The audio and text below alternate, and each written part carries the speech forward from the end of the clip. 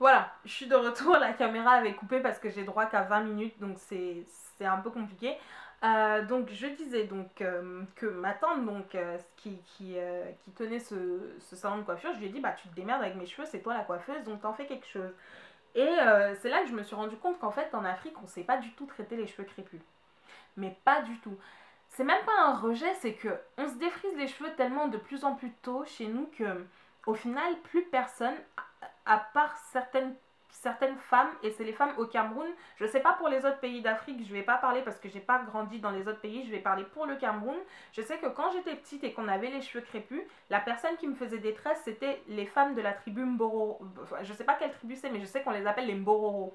Alors c'est des femmes du Nord, et la plupart du temps des femmes du Nord, donc musulmanes, qui ont cette texture de cheveux qui est celle que j'ai en fait, qui est très définie, très texturée, très lisse, très douce. Et c'est elles qui sont les tresseuses en fait. Quand on était petite, elles passaient de maison en maison, soit le samedi après-midi, soit le dimanche, et elles demandaient s'il y avait des petites filles qu'il fallait tresser et tout, et elles s'asseyaient, elles vous tressaient. Et elles tressent super bien. Elles tressent super bien, et c'est les seules qui font pas mal à la tête, etc. Donc vous ne pleuriez pas, comme quand on vous déposait dans un salon de coiffure lambda et qu'on vous coiffait. Donc voilà. Donc je me suis rendu compte donc que personne ne sait coiffer les cheveux naturels au Cameroun. Et j'ai donc ce jour-là, j'ai dit à ma tante, bah écoute, je sais pas ce que t'as comme hydratant dans ton salon de coiffure, etc. Mais bon, moi j'ai pas envie de mettre un produit chimique quelconque que t'auras dans ton salon sur mes cheveux. Donc qu'est-ce que tu as? Elle m'a montré les produits qu'elle avait. Je lui ai dit bon écoute, je vais faire un masque. Je viens d'enlever un tissage et tout, donc il me faut un masque protéiné, etc. Elle avait la gamme Afoji dans son salon.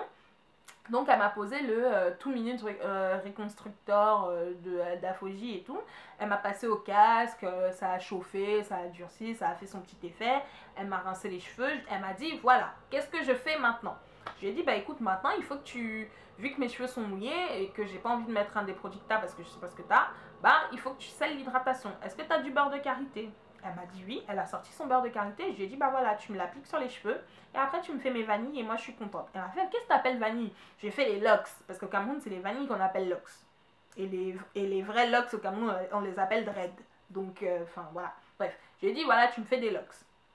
Donc elle m'a fait mes vanilles et tout avec mon beurre de karité et quand elle a fini elle m'a fait ça y est. Je lui ai fait bah oui ça y est, je suis coiffée. Elle m'a fait ok d'accord. Après elle m'a fait mais putain en plus c'est joli et tout machin. Voilà quoi. J'ai dit bah voilà maintenant la prochaine fois tu sauras quand tu auras quelqu'un de naturel dans ton salon si jamais il y a. Bah tu sais un minimum prendre soin de ses cheveux. Je lui ai montré aussi comment démêler, partir, enfin ça elle savait faire, partir de la pointe et tout pour pas tirer sur mes cheveux comme une folle, donc voilà. Donc j'étais coiffée. Et du coup, ben, je me dis qu'il faudrait vraiment faire quelque chose parce que on est là, on est en Europe, on est en Occident, entre guillemets. On lance le mouvement d'ici, mais c'est vrai que notre continent reste un peu en marge en ce qui concerne les cheveux naturels. Euh...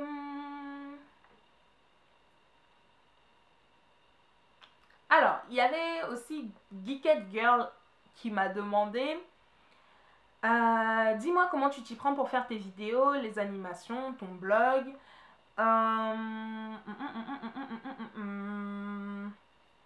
Voilà.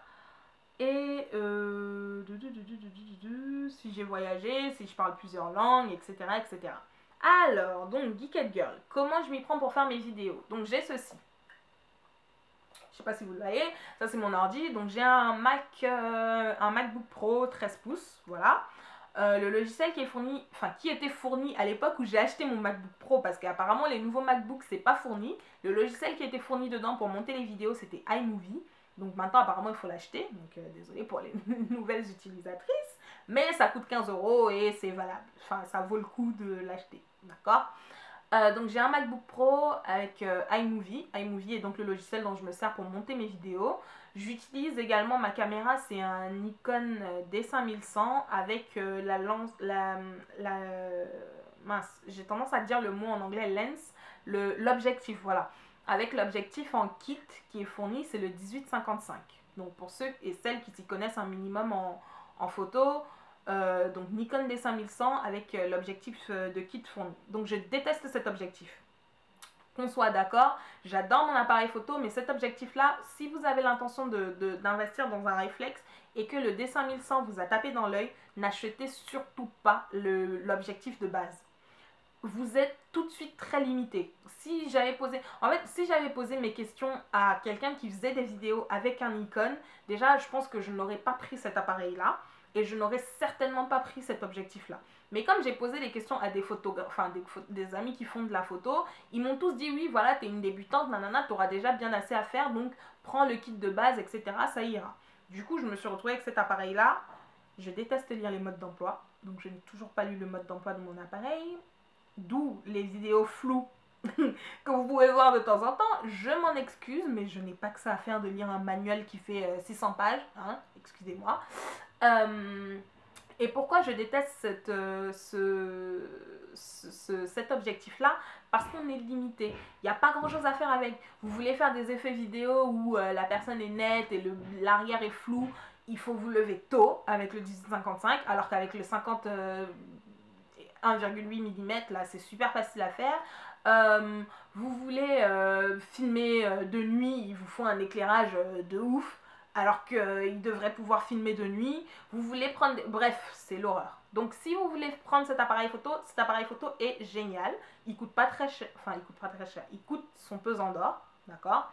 Mais si vous avez les moyens de vous acheter un réflexe, prenez un objectif un petit peu plus élevé que le 18-55. Pour un débutant, on m'a dit que les 18-130, je crois, le 18-130 était vraiment pas mal et qu'il permettait déjà de faire beaucoup plus de choses et il est dans un budget assez accessible. D'accord ? Voilà, donc c'est avec ça que je fais mes vidéos. Donc, par contre, les vidéos que j'ai fait dernièrement, j'utilise pas iMovie, mais j'utilise un autre logiciel qui s'appelle Final Cut Pro, qui coûte la peau du cul. Voilà, comme ça c'est dit. Quelqu'un m'a demandé si je me considérais comme une star de la télé et si j'étais chrétienne ou musulmane. Non, je ne me considère pas du tout comme une star de la télé, je ne me considère pas du tout comme une star. Si j'étais une star, je ne ferais pas mes vidéos dans tout le bordel de ma chambre. Là, je vais pas vous montrer ma chambre parce que voilà. Dans tout le bordel de ma chambre, mais je ne me considère pas comme une star. C'est quoi une star? Je sais pas ce que c'est. Non, moi je suis quelqu'un de normal. Je viens faire ce que j'ai à faire sur YouTube et je reçois des feedbacks, je réponds aux questions et puis voilà, c'est tout. De quelle religion je suis? Je ne suis d'aucune religion en particulier. Je suis citoyenne du monde et citoyenne de toutes les religions. Non, je rigole. Je m'appelle Myriam, donc comme vous pouvez le douter, prénom d'origine... D'ailleurs, Myriam, c'est le seul prénom qu'on retrouve dans pratiquement les 3 religions dominant ce monde, à savoir aussi bien chez les chrétiens, chez les juifs que chez les musulmans. Donc à votre avis, je suis d'où? Donc je suis issue d'un mariage mixte. Ma mère est chrétienne, parce que ma mère est décédée. Mon père est musulman. Voilà. Et les deux donc, ont été mariés pendant longtemps et sont restés tous les deux croyants et pratiquants dans leur religion respective. Aucun des deux ne s'est converti à la religion de l'autre. Donc comme quoi, pour tous ceux qui ne prônent pas la tolérance ou etc., le couple que formaient mon père et ma mère est un parfait exemple. On ne mangeait pas de porc chez moi. Ma mère, quand elle s'est mariée avec mon père, c'est la seule concession que j'ai vu ma mère faire, c'est ne pas manger de porc parce qu'elle respectait le fait que mon père ne pouvait pas en manger. Donc on ne mangeait pas de porc chez moi, le porc ne rentrait pas dans ma maison, ne rentre toujours pas d'ailleurs chez mon père. Et c'est tout. Mais on fêtait toutes les fêtes. C'est-à-dire que le dimanche, on allait à l'église avec ma mère et quand mon père allait à la mosquée, on allait à la mosquée avec mon père. Donc j'ai une vision d'ensemble des deux religions, mais je n'ai poursuivi dans la pratique d'aucune de ces deux religions, ni même de la religion que j'ai pratiquée parce que j'ai été dans des établissements catholiques toute ma vie. Même le catholicisme, je ne suis pas restée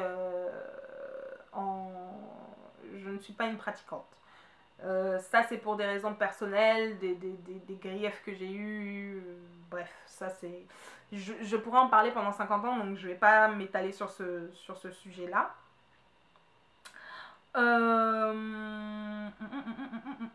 Quelqu'un m'a demandé si j'avais un objectif capillaire, c'est-à-dire un objectif longueur, et si j'étais capable de m'établir ailleurs qu'en France. Donc, j'ai pas d'objectif en termes de longueur. Dernièrement, j'ai vu les vidéos de Jessica01 et de je ne sais plus qui parlaient de l'obsession de longueur chez les femmes noires. Et c'est vrai que c'est quelque chose qui ne passera pas par moi. Moi, je veux avoir des cheveux en bonne santé. Quand je dis bonne santé, c'est des cheveux qui n'ont pas de fourche, qui n'ont pas de nœud.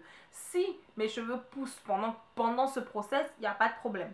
Mais en termes d'objectif, c'est-à-dire à me dire je veux que mes cheveux arrivent là, je veux que mes cheveux arrivent là, et ensuite là, et ensuite là, et ensuite aux genoux, et ensuite aux chevilles, non, je n'ai pas cet objectif-là. Je tiens juste à avoir des cheveux en bonne santé et comme vous le savez, je ne me suis pas coupé les cheveux pendant tout le mois du challenge. C'est pour ça qu'on a pu voir la pousse énormissime que mes cheveux ont eu. Mais depuis un petit moment, le démon du ciseau est de retour et donc déjà ce week-end, j'ai coupé une bonne petite partie de mes cheveux. Voilà. Donc non, je n'ai pas d'objectif en termes de longueur de cheveux. Est-ce que je serais capable de m'établir ailleurs qu'en France? Bien sûr que oui. Je ne suis pas quelqu'un à qui l'aventure fait peur. Au début, quand je suis arrivée dans ce pays, j'avais l'intention de rentrer chez moi illico presto dès que j'aurai mon diplôme. Au jour d'aujourd'hui, on est un petit peu plus réaliste. On sait qu'on ne va pas rentrer au Cameroun comme ça sans avoir rien prévu d'avance, etc. Mais en même temps, ça ne me dérangerait pas d'aller m'installer au fin fond de l'Australie ou au fin fond du Japon ou au fin fond de je ne sais pas où. Voilà. Donc oui, je serais absolument capable de m'établir ailleurs qu'en France. Si ma vie professionnelle, de toutes les façons, il se peut que ma vie professionnelle future m'y emmène, donc m'y oblige, donc je serais bien forcée de le faire. Souhaites-tu vulgariser le cheveu naturel? Voilà, c'est en cours, il y a de plus en plus de youtubeuses francophones. Alors, quel avenir pour ta chaîne? C'est quoi la vision Mimou? Alors, il y a de plus en plus de youtubeuses francophones. Quand j'ai commencé mes vidéos, on était deux. Il y avait Jessica et il y avait moi. Il n'y avait personne d'autre. Enfin, que je connaisse. Les vidéos parlant de cheveux crépus. Il n'y en avait pas d'autres. Ensuite sont arrivées toute cette vague de youtubeuses françaises, nappy, etc., etc. Et je trouve ça génial. Je trouve ça génial parce qu'on peut voir une diversité du cheveu, on peut voir des soins dont on n'avait jamais entendu parler, on peut voir des méthodes qu'on ne connaissait pas, etc., etc. Je trouve ça super génial. Est-ce que je vois un avenir pour ma chaîne? Pour le moment, non, parce que j'ai pas eu le temps de me poser et d'y réfléchir. J'ai commencé YouTube comme une aventure drôle, une aventure qui m'amuse, quelque chose que je fais à côté pour rigoler, etc., pour me sortir de mon train-train quotidien. Donc ma chaîne, il s'avère, a eu assez de succès. Je vous remercie mes abonnés pour cela. Mais pour le moment, je ne vois pas ma chaîne devenir une émission ou une part d'un magazine ou quelque chose comme ça. C'est vrai que j'ai ce rêve personnel qui est un peu un héritage de ma mère, qui est d'avoir un institut de beauté plus tard ou quelque chose comme ça pour la femme, parce que ma mère elle en avait deux. Mais pour l'instant, on va dire que je suis focalisée sur ma vie personnelle, c'est-à-dire obtenir ce fichu diplôme d'ingénieur. Et voilà, après ça, on verra. Donc pour l'instant, ma vision pour ma chaîne, c'est de continuer sur le chemin, enfin de continuer pour le moment. Mais quel chemin prendra exactement cette chaîne pour le moment? Je ne me suis pas posée pour y réfléchir, mais ça arrive. Donc ne vous inquiétez pas, de toutes les façons, vous serez les premiers au courant. D'accord? Donc, salut Mimou, j'ai cru apercevoir quelques tatouages sur toi. J'aimerais savoir si tu en as plusieurs et ce qu'ils représentent pour toi. Alors oui, je suis tatouée. Je suis percée. Et voilà. Donc on va en parler. Donc, j'ai commencé par les piercings. Le premier piercing que j'ai fait, c'était celui-ci, qui est donc l'anneau que je porte dans le cartilage. Je l'ai fait, je devais avoir 16 ou 17 ans, je sais plus, je devais être en première ou en terminale. Voilà, donc ça c'était rien de spécial. Le deuxième que j'ai fait, c'était celui-ci, là, que je porte dans la... Oui, il y a beaucoup de personnes qui pensent que c'est un grain de beauté, mais non, ça n'en est pas un, c'est un piercing. Voilà, celui-là. Et ensuite, celui que j'ai fait, c'est celui que j'ai sur la langue, que très peu de gens ont remarqué bizarrement, alors que je l'ai depuis des années. Donc celui à la langue, j'ai dû le faire sur le coup de mes 18-19 ans. Voilà. Et ensuite, donc, j'ai fait des tatouages. J'ai fait mon premier tatouage à mes 18 ans. Ou 19. 18? Non, 19. C'était l'année où j'avais mon DUT et où je rentrais en école. C'était cet été. Ouais, donc j'avais 19 ans. J'ai donc 3 tatouages. Donc le premier que j'ai fait, c'est que représente-t-il pour moi? C'est un ange gardien. C'est un ange. Elle a des dreadlocks. C'est ce que je peux vous dire parce que c'est assez personnel, mais c'est un ange gardien avec une pluie d'étoiles et de papillons. Et ça symbolise un peu cette personne-là que j'ai perdue de très cher, qui est donc ma mère, et qui je l'espère, au jour d'aujourd'hui, veille sur moi et sur mes frères et sœurs. Ensuite, donc j'ai fait le tatouage que j'ai dans le dos, dans la nuque. C'est une croix de la vie, qui est donc une croix égyptienne, ou dans l'Afrique noire, qui est représentée par une poupée Ashanti, la poupée Ashanti que je porte d'ailleurs en médaillon, qui m'a été offerte par ma tati. Donc ça c'est par contre une petite tradition qu'on a dans notre famille. Elle nous les offre à toutes les filles de la famille, voilà, en médaillon comme ça.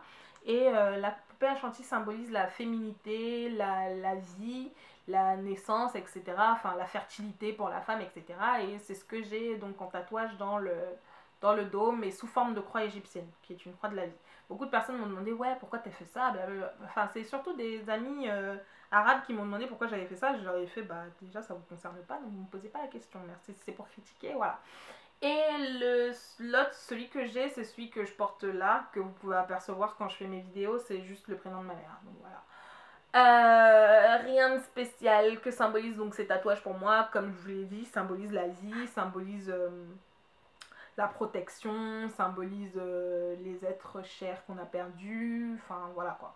C'est un peu ça. C'est pas un sujet dont j'ai vraiment envie de parler parce que mes tatouages sont un peu faits. Voilà.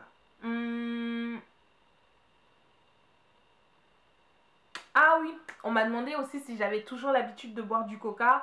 Non. Je suis super contente parce que j'ai réussi à me sortir du coca. Donc je peux boire un verre de coca. Mais ce n'est plus quelque chose... je ne me sens plus en manque de coca. Donc je ne bois plus un pack de coca en 2 jours. Je peux boire un verre de coca en passant s'il y en a, mais je ne vais pas aller de moi-même acheter une bouteille de coca et voir un pack parce que je suis en manque, etc.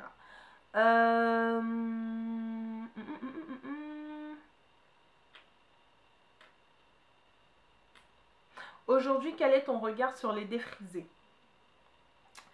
Quel est mon regard sur les défrisés? Mon regard est le regard que je porterais sur une personne lambda.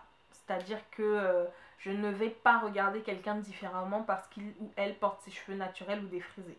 Je pars du principe que ce sont des cheveux, ce ne sont que des cheveux et ce sont la propriété de la personne qui les a sur la tête. C'est-à-dire que vous en faites absolument ce que vous voulez. Si j'ai envie de me raser le crâne aujourd'hui et de faire une crête iroquoise ou un truc comme ça, personne ne va me dire... oui, non, t'avais pas le droit de le faire, blablabla, non, parce que ce sont mes cheveux. Donc, si vous voulez vous défriser les cheveux, défrisez-les vous. Moi, je pars du principe que vous portiez vos cheveux défrisés ou que vous portiez vos cheveux naturels, vous devez en prendre soin. Parce que si je vous croise dans la rue et que vos cheveux ne ressemblent absolument à rien, parce qu'ils sont abîmés, croyez-le ou non, que vous soyez naturel ou que vous soyez défrisé, je vais me foutre de votre gueule, mais d'une force. Voilà. Je vais me foutre de votre gueule. Voilà, c'est tout. Donc je ne porte pas un regard moralisateur ou je ne me crois pas supérieure à quelqu'un parce qu'il ou qu'elle a les cheveux défrisés. Non, pas du tout. Chacun fait ce qu'il veut de ses cheveux et il faut juste en prendre soin.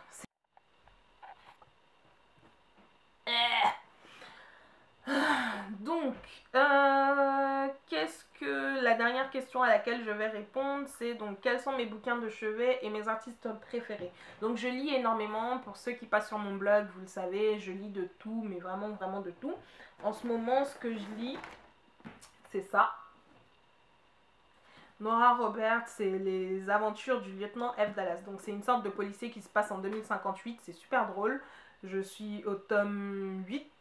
Parce qu'il y a deux, enfin dans les éditions que j'emprunte à une amie à moi, parce qu'elles sont pas à moi, je les ai pas achetées, il y a 2 romans dans un livre, donc je suis en train de commencer la 8e histoire. Je lis absolument de tout, tout ce qui me tombe sous la main. Je n'ai pas de romancier préféré ou d'écrivain préféré, je lis vraiment de tout.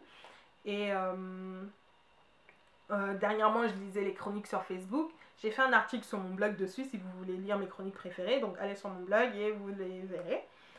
Mes artistes préférés, donc je suis une grosse écouteuse de R&B, de soul et de zouk. Je ne suis pas très rap.